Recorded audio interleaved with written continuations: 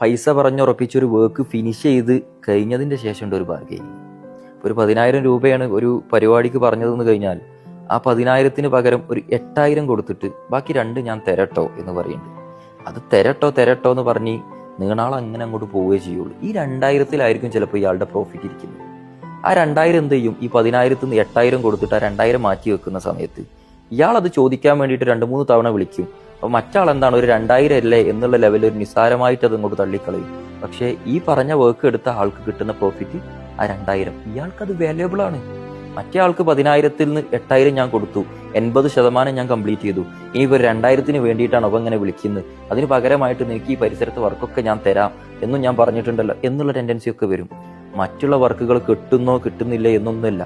ഇതിന് ഇയാൾ വാങ്ങിയ മൂലധനം, ഇതിന് ഇയാൾ വാങ്ങിയിട്ടുള്ള മെറ്റീരിയൽസ്, അല്ലെങ്കിൽ ഇതിന് ഇയാൾ ഉപയോഗിച്ചിട്ടുള്ള അതിൻ്റെ ആ ഒരു എമൗണ്ടെങ്കിലും നമ്മൾ കൊടുക്കാനുള്ള മനസ്സ് കാണിക്കണം.